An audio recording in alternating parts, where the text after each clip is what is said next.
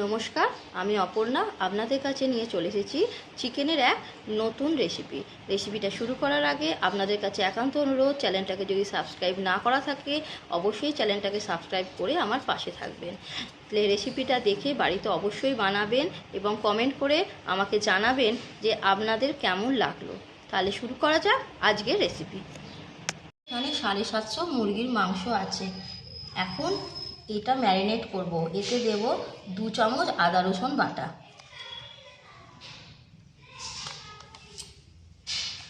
দেব 2 চামচ লবণ,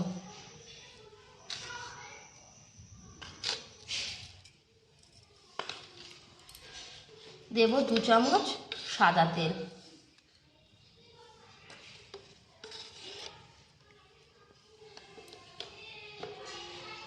দেব ছোট চামচের 1 চামচ গোলমরিচের গুঁড়ো।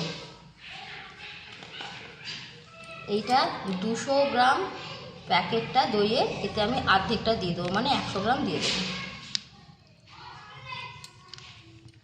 এখন আমি এটাকে ভালো করে মাখিয়ে ম্যারিনেট করে রেখে দেবো 1 ঘন্টা। খুব ভালো করে মাখিয়ে ম্যারিনেট করে নিয়েছি আমি। এখন এটাকে 1 ঘন্টা আমি ঢাকা দিয়ে রেখে দেবো। আমি গ্যাসে কড়াইটা বসিয়ে 3 চামচ তেল দিয়ে গরম করে নিয়েছি। এখন এখানে কেটে রাখা 4টে পেঁয়াজ ভালো করে লাল লাল করে ভেজে নেব।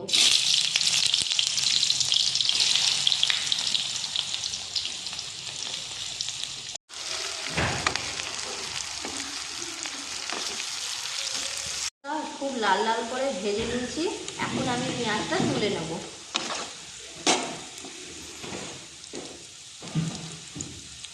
কড়াতে কিছু গোটা গরম মশলা ভেজে নেব। 2টো তেজপাতা, 2টো কাশ্মীরি লাল মির্চ শুকনো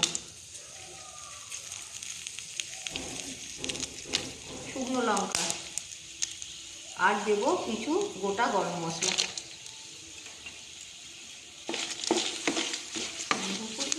গরম মশলা আমি একটা মিক্সিং জারে নিয়ে নিয়েছি সব, আর এর সাথে যে পেঁয়াজটা ভেজে রেখেছিলাম সেই পেঁয়াজটাও দিয়ে দেবো। পেঁয়াজ ভাজা আর গোটা গরম মশলার সাথে এখানে 8-10টা গোটা কাজু আছে, সেই কাজুগুলো দিয়ে দেবো। আর দেব ছোট্ট 1 বাটি চাল মগজ। একটুখানি সামান্য জল দিয়ে বেটে নেব। পেঁয়াজ ভাজার কড়াইতেই আর 1 চামচ তেল দিয়ে নিয়েছি। এর সাথে দেব কিছু গোটা গরম মশলা। গরম মশলার ফোড়নটা ভালো করে হয়ে গেলে দিয়ে দেবো ম্যারিনেট করে রাখা চিকেনটা।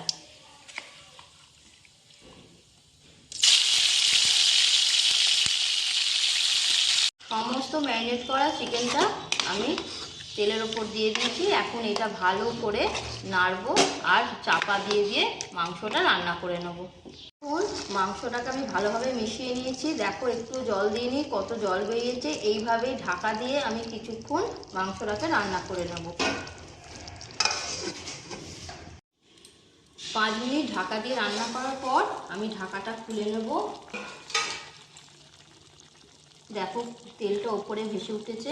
এখন পেস্ট করা যে মশলাটা আমি সমস্তটা দিয়ে দেবো। এতে পেঁয়াজ, গোটা গরম মশলা, কাজু বাদাম বাটা, চাল মগজ বাটা সমস্ত ছিল, সেটা সমস্তটা দিয়ে দেবো। তো বাটা মশলা মাংসের সাথে খুব ভালোভাবে মিশিয়ে নিচ্ছি। পর খুব সামান্য হলুদ গুঁড়ো দেবো, মিশিয়ে নেব। দিয়ে খুব ভালোভাবে মিশিয়ে নিয়েছি। এবার 1 চামচ একটু চিনি দিয়ে দেবো।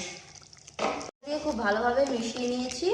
এবার আমি ঢাকা দিয়ে আরও কিছুক্ষণ রান্না করে নেব।